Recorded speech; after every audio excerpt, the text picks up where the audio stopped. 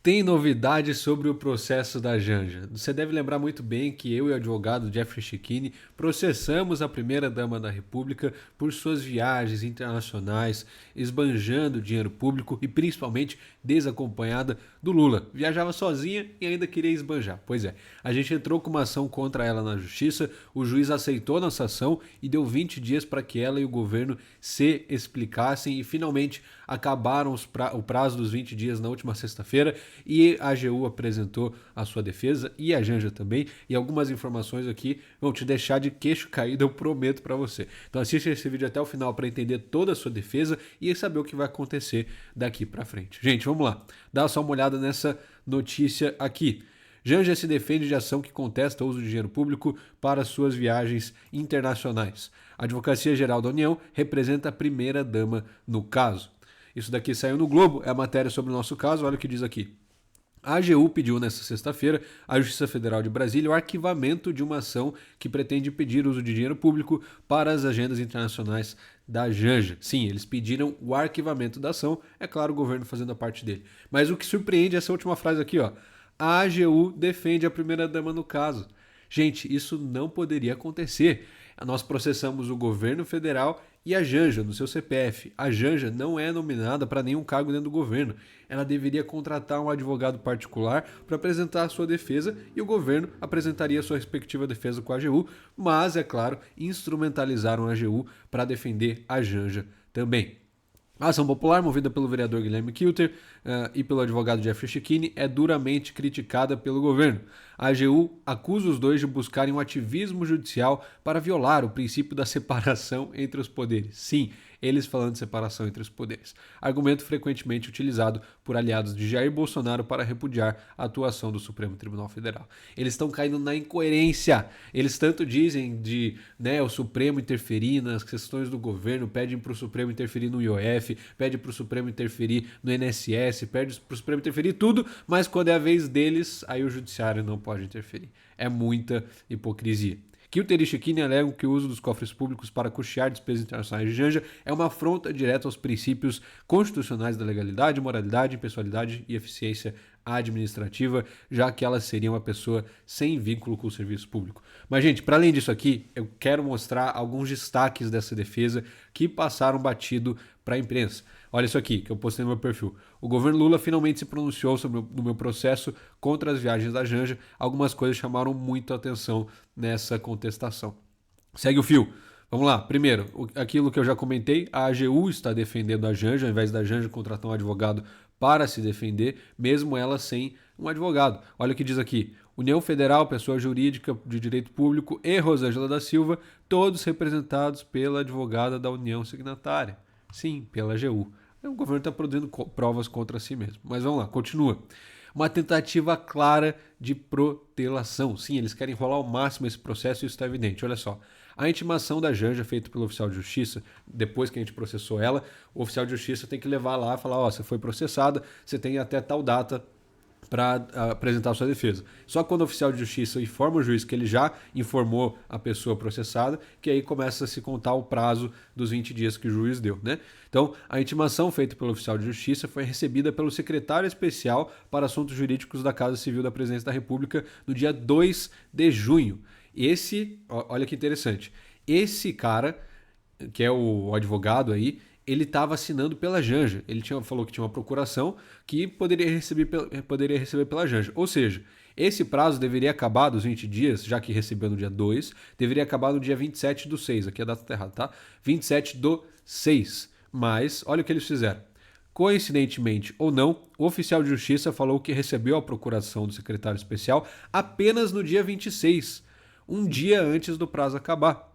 No dia seguinte, a AGU menciona claramente esse fato em sua contestação para alegar que a presente contestação é incontestavelmente tempestiva. Isso claramente foi planejado. Olha só isso aqui, no documento da procuração, ele escreve exatamente isso. Não vai dar para ler aqui, mas ele escreve. Lá, estando na Plaza do Planalto, me dirigi à Secretaria Especial de Assuntos Jurídicos Blá. Nesse momento, o senhor Marcos Rogério ficou ciente de todos os termos do mandato e disse que receberia e providenciaria a procuração específica para o ato. Ou seja, ele enrolou o oficial de justiça até sexta-feira e daí, quando foi informado, eles alegaram que estava tarde demais. Sim, o governo meteu essa. Depois, eles apresentaram uma clara falta de argumentos. Nós, eu e o advogado Jeffrey Checchini, levantamos todos os documentos, todos os diários de nomeação, de atos do presidente, tudo que colocava as viagens da Janja, os gastos, tudo isso. Colocamos ali qual lei isso violava, por ela não ter um cargo e estar viajando desacompanhada do presidente da República. Mas o principal argumento usado pelo governo aqui é de que a nossa ação não apresenta qualquer ilegalidade. Sim, eles falaram só isso. Se você tirar um print desse trecho aqui, você vai ler que é necessário, primeiramente, ser comprovada a legalidade do ato, para então ser decretada a sua anulação. Então eles, de fato, partem daquele argumento de que não é verdade. Isso só falam isso, tipo, não tem nenhuma ilegalidade. Próximo ponto, referência ao governo Bolsonaro. Isso aqui é muito interessante. Eles tentaram alegar que a gente estava usando o instrumento da ação popular para gerar um mero conflito político, como o próprio ministro Bessias da AGU já falou e eu mostrei aqui para vocês. Coisa de um mês atrás.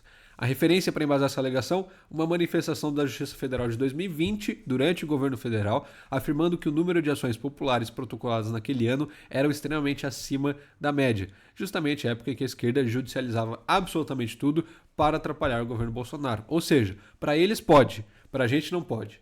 A gente fazer é politização, é querer manchetar, como o Bessias falou, mas eles fazerem aí tá tudo certo, né? Não tem problema nenhum. Olha o que a justiça colocou aqui naquela época. Resta evidente que o uso da ação popular tem sido feito sem a observância de critérios técnicos, desvirtuando seu verdadeiro propósito. Por isso, até mesmo em nome da preservação do caro Instituto da Ação Popular, impôs-se a necessidade que dê vazão apenas aos pleitos que atendam minimamente os gabaritos legais, o que não é hipótese desses autos. Em uma manifestação antiga que falou, quantia que é 102% superior às 87 ações de natureza foram distribuídos no mesmo período do ano passado. Isso comparando 2020 com 2019, teve um aumento de 100%, porque era o governo Bolsonaro durante a pandemia, né, gente? Isso ficou claro e eles usaram esse número para se defender. Depois, eles implicitamente querem me fazer pagar pelo processo. Sim, essa é a verdade. Eles pediram que o juiz corrigisse o valor da causa em caso de eventual condenação por má-fé. Como se o juiz ainda pudesse me condenar por má-fé. Eles querem que eu seja condenado no caso. A Janja que faz o errado e eu que preciso ser condenado. Em caso de eu ser condenado por má-fé, o valor precisa ser maior. E aí eles usaram a referência de R$34 mil que nós usamos na nossa acusação. Se você ler as entrelinhas direitinho, eles querem mesmo que o juiz me condene a pagar pelas viagens da Janja de novo. Olha aqui, eles usaram um trecho de que somente as passagens da primeira-dama custaram 34 mil, e aí no final eles colocam aqui. Dessa forma, com fundamento no artigo tal, a União impugna o valor atribuído à causa por dele discordar, requerendo a Vossa Excelência que determine a sua correção de ofício, fixando em um montante razoável de acordo com o conteúdo econômico discutido, com a consequente intimação do autor para, ser caso, recolher as custas judiciais sob pena de extinção do processo. Ou seja, querem arquivar o processo e que eu pague ainda a União pelas viagens da Janja. Depois, eles ainda usaram os Estados Unidos como um exemplo. Sim, nessa hora de defender a Janja, eles não usam a Cuba ou a Venezuela, o exemplo vira os Estados Unidos. Na falta do embasamento constitucional brasileiro para as viagens da Janja, eles foram buscar referências americanas. Olha o que eles colocam aqui nesse último parágrafo. Embora relacionado ao contexto jurídico e cultural nos Estados Unidos, podem ser destacados os seguintes papéis da primeira-dama. E aí lista todos os papéis da primeira-dama nos Estados Unidos. Mas, gente, nós estamos no Brasil. Acorda, vamos acordar, Janja, vamos acordar. E, para uma das últimas coisas aqui, tentaram me descredibilizar, né? Alegaram que eu sou um vereador de oposição e estava querendo fazer barulho com o governo, não sei o quê. Olha aqui que eles escreveram. Tal fato resta induvidoso, com devida vênia, porquanto um dos autores populares, qual seja o senhor Guilherme Ferreira Kilter Lira, eu, exerce o mandato de vereador em Curitiba como membro da agremiação política que costumeiramente milita em oposição ao governo federal, em sua vertente partidária. Tratando-se da utilização de instrumentos, pedem para arquivar e eu pagar as custas. É isso mesmo. Só porque eu sou um vereador de oposição, não pode processar. Se fosse da base, aí tava tudo certo, né? Pois é incoerência.